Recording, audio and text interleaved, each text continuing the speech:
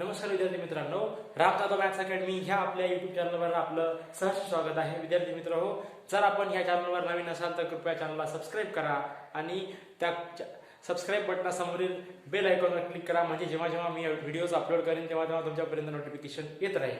तर आज आपण शिकणार आहोत इयत्ता 9वी भाग 1 आणि त्यामधील गणित भाग 1 आणि त्यामधील प्रकरण 3 जे आहे बहुपदी. आता बहुपदी म्हणजे वास्तविक असतं काय, बैजिक राशी. ज्या बैजिक राशींचा घातांक पूर्ण संख्या असतो त्या बैजिक राशीला आपण बहुपदी म्हणणार. ठीक आहे. मग आता याच्यामध्ये आपण बघणार आहोत सराव संच 3.1. सराव संच 3.1 मध्ये सराव संच 3.1. आता सराव संच 3.1 मध्ये प्रश्न पहिला आहे, पुढील राशी बहुपदी आहेत का ते लिहायचं आहे आणि स्पष्टीकरण आपल्याला द्यायचंय. मग बघा, y अधिक x/y. आता y अधिक x/y ही बहुपदी आहे का हो? मग याच्यासाठी आपल्याला काय करावं लागेल, सुरुवातीला ही बहुपदी नाही, ही राशी बहुपदी नाही, ही राशी बहुपदी नाही. आणि याचे कारण आहे y अधिक x/y या राशीत. आता या राशीत x/y चा घातांक किंवा x/y चा घात काय आहे. आता x/y आहे म्हणजे x/y आहे आणि या y ला जर आपण वर नेलं तर याचा घात होतो -1, म्हणजेच x/y चा घात -1 हा ऋण पूर्णांक आहे. म्हणजे ही बहुपदी, ही राशी बैजिक राशी बहुपदी नाही आहे, म्हणजेच -1 हा ऋण पूर्णांक आहे.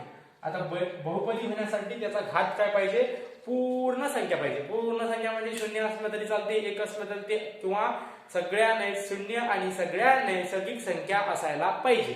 मग आता इथं आहे प्रश्न दुसरा याच्यामधला, 2 - 5 वर्गमुळात x. 2 - 5 वर्गमुळात x आहे, म्हणजे इथं आपण लिहू शकतो 2 - 5 वर्गमुळात x. आता ही राशी बहुपदी नाही आहे, ही राशी बहुपदी नाही, कारण इथं वर्गमुळात x आहे, बहुपदी नाही. आता वर्गमुळात x जे असते की नाही, वर्गमुळात x त्याला आपण लिहू शकतो x चा 1/2 घात, आणि आपल्याला चलाचा घात काय पाहिजे, पूर्ण संख्या पाहिजे. म्हणजे इथं काय आहे, 2 - 5 वर्गमुळात x ही राशी बहुपदी नाही आहे, कारण आपण सांगू शकतो की वर्गमुळात x किंवा या राशीत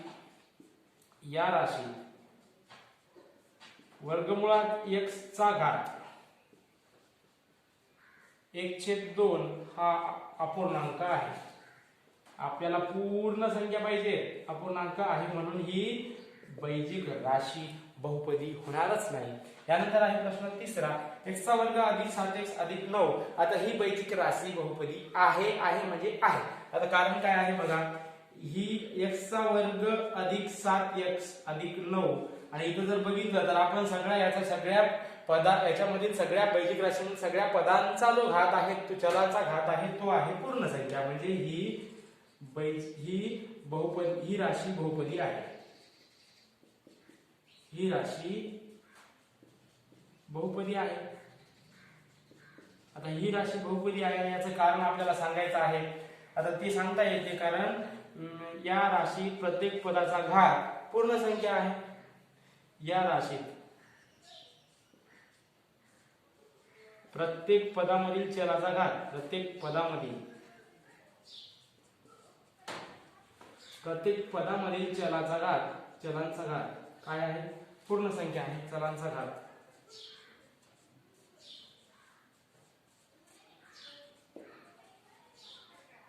पूर्ण संख्या आहे, म्हणून ही बैजिक राशी बहुपदी आहे. आता यानंतर आपण बघूयात प्रश्न. याच्यामध्ये 3 झाले, आपल्याकडे 5 दिले, 4था आणि 5वा बघू. त्याच्यामध्ये प्रश्न पहिला मध्ये 4था आणि 5वा. एक सेकंड. चला, आता आहे 4था. याच्यामध्ये 2m चा -2 घात किंवा ऋण 2 घात अधिक 7m - 5 आहे. म्हणजे आपण हे डायरेक्ट लिहू शकतो, 2m चा -2 घात अधिक 7m - 5 ही राशी बहुपदी नाही आहे, कारण आपल्याला डायरेक्ट इथे दिसतं -2 किंवा ऋण 2 ही संख्या पूर्ण संख्या नसते. ही राशी बहुपदी नाही. आणि याच्या पुढे आपण लिहू शकतो या राशीत. आता या राशीत काय दिलंय, 2m चा वजा दुसरा घात, 2m चा वजा दुसरा घात, येथे जे m चा घात काय आहे, m चा घात काय आहे वजा 2, ही ऋण पूर्णांक संख्या आहे, ऋण पूर्णांक संख्या आहे, ऋण पूर्णांक संख्या आहे, ऋण पूर्णांक संख्या आहे, म्हणून या बैजिक राशी ही बैजिक राशी बहुपदी नाही आहे. आता प्रश्न 5वा याच्यात दिला 0. आता 0 ही बहुपदी आहे का, तर आहे. तर आपण लिहिणार 0 ही राशी बहुपदी आहे. ते सांगतो तुम्हाला काय कारण आहे. ही राशी बहुपदी आहे, ही राशी बहुपदी आहे आणि याच्या मागचं कारण आहे, कारण आपल्याला 0 x चा शून्यवा घात आपण याला असं लिहू शकतो, x चा शून्यवा घात म्हणजे x चा शून्यवा घात. आता घात 0 आहे म्हणजेच काय आहे, या राशीत x चा घात 0 आहे म्हणजे 0 ही पूर्ण संख्या आहे ना. या राशीत x चा घात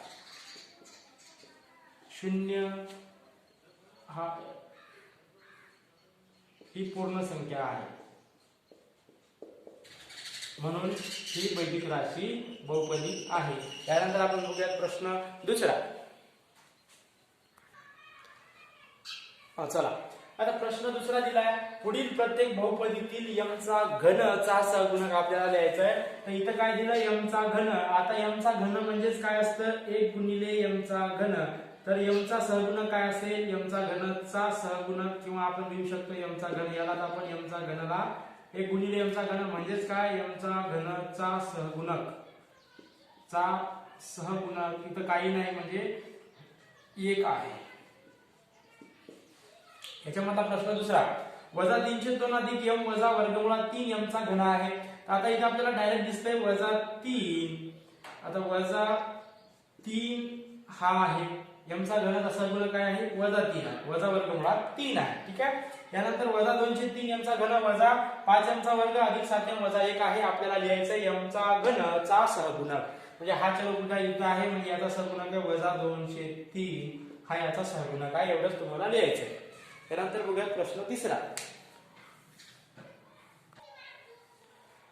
चला आता प्रश्न तिसरा दिलाय, पुढील माहितीवरून x हा चल x हा चल वापरून प्रत्येकी एक बहुपदी आपल्याला लिहायचं आहे. याच्यामध्ये काय प्रश्न पहिला दिलाय, कोटी 7 असलेली एकपदी आपल्याला लिहायची आहे. आता कोटी 7 असलेली एकपदी आपल्याला लिहायची आहे, परंतु याच्यामध्ये चल तुम्ही तुमच्या मनाला काहीही घेऊ शकता. आपण घेऊयात y.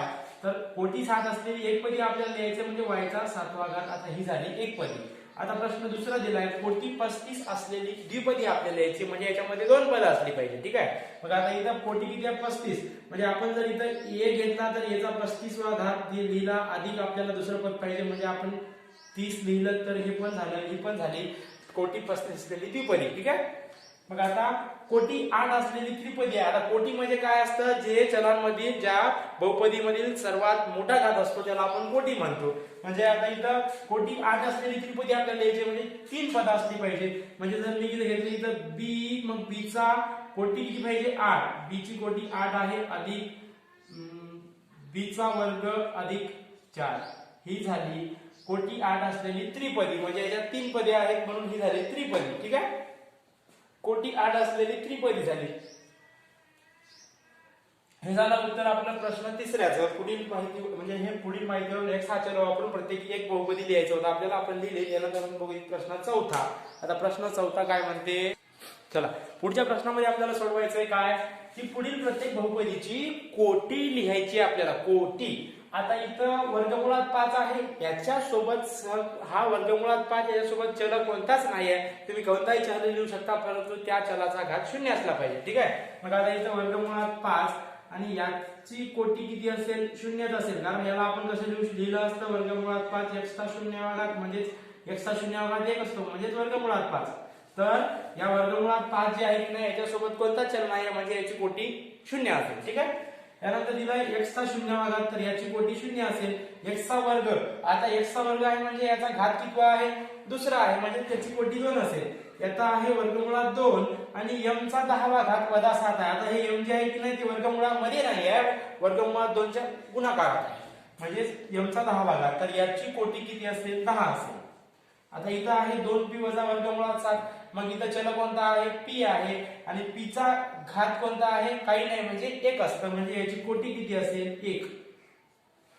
सहावा आहे 7y वजा yचा घन अधिक yचा 5वा घात. आता कोटी म्हणजे असते बाबा की तुमच्या दिलेल्या बहुपदीमधील सर्वात मोठा घात काय आहे तर इथं काय आहे 5 आहे ठीक आहे म्हणजे आता याची कोटी असेल 5. आता इथं काय दिलंय xyz अधिक xy वजा z हे जे चल आहे ते एकत्र दिलीत म्हणजे हे या पदामध्ये तीन चल दिलीत xyz आणि यांची कोटी होते 1 अधिक 1 अधिक 1 म्हणजेच 3 म्हणजे याचा घात ह्या पदाचा घात 3 असेल म्हणजे याची कोटी असेल 3 कारण याची 2 असेल आणि याची 1 असेल परंतु याचा आपल्याला घ्यायचा असतो सर्वात मोठा घात.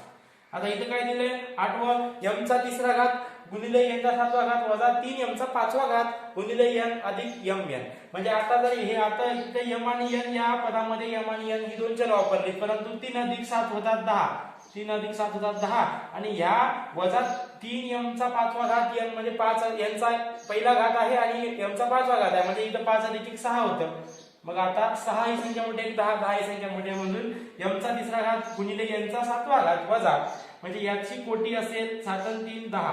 अशा प्रकारे गणित आली म्हणजे अशा प्रकारे तुम्हाला जर दिलेलं असेल तर m चा तिसरा घात गुणिले n चा 7वा घात याच्या दोघांची करायची बेरीज म्हणजे इथं आहे 8व्या m चा तिसरा घात n गुणिले n चा 7वा घात वजा 3m चा 5वा घात गुणिले n अधिक m गुणिले n असेल ते याची कोटी असणार आहे 10.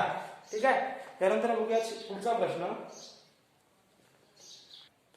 चला आता या प्रश्नामध्ये आपल्याला काय करायचंय पुढील बहुपदींचे रेषीय वर्ग व घन बहुपदीमध्ये या प्रकारे आपल्याला वर्गीकरण करायचं आहे. मग काय लिहिलंय बाबा इथं 2x चा वर्ग अधिक 3x अधिक 1 या बहुपदीचं वर्ग बहुपदी आहे की रेषीय बहुपदी आहे की घन बहुपदी आहे ते आपल्याला ठरवायचं आहे. ते आपण ठरवू शकतो ज्या बहुपदीची कोटी किती आहे. आता ह्या बहुपदीची कोटी 2 आहे म्हणजेच ही बहुपदी कोणती आहे वर्ग बहुपदी आहे. याच्या खाली लिहायचं वर्ग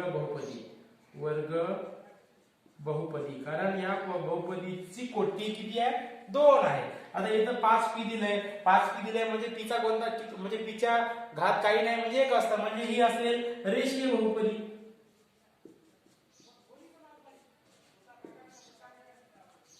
बहुपदी.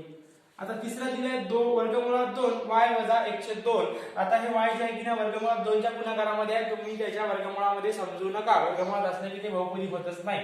मग वर्गमुळात 2y वजा 1/2 आहे तर आता इथे y चा घात किती आहे काही नाही म्हणजे एक असतं म्हणजे याची ही बहुपदी रेषीय बहुपदी असेल की वर्ग बहुपदी असेल ही बहुपदी रेषीय बहुपदी असेल.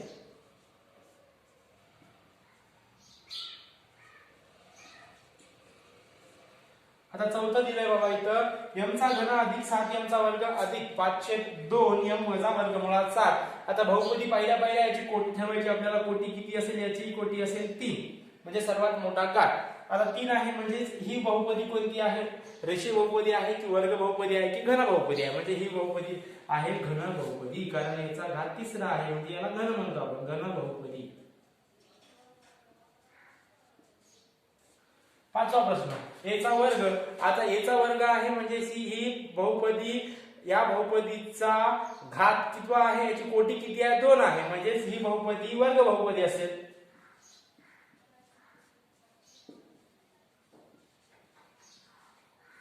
यानंतर 6वं दिलंय 3r चा घन. आता मला सांगा या बहुपदीमध्ये r चा कितवा घात आहे तिसरा घात आहे म्हणजेच याची कोटी किती आहे 3 आहे म्हणजेच ही घन बहुपदी असेल.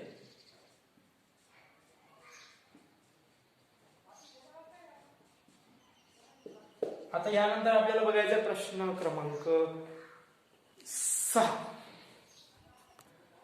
आता आपल्याला सोडवायचा प्रश्न 6वा दिलाय पुढील बहुपदी प्रमाण रूपातल्या. आता प्रमाण रूपात द्यायचं म्हणजे याच्या घातावरून हे म्हणजे उतरत्या क्रमाने आपल्याला लिहायचं म्हणजे अगोदर घ्यायचा सर्वात मोठा घात नंतर त्याच्यापेक्षा छोटा घात नंतर त्याच्यापेक्षा छोटा घात म्हणजे आता इथं मला सांगा m अगोदर येईल m चा घन नंतर अधिक 5m येईल आणि नंतर अधिक 3 येईल.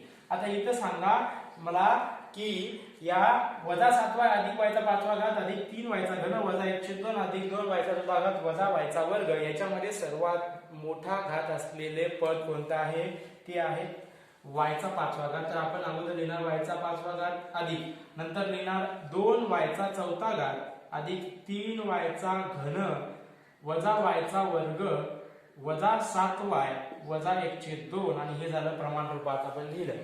ठीक आहे. जर तुम्हाला लागेल असेल तर पॉज करून लिहित राहा.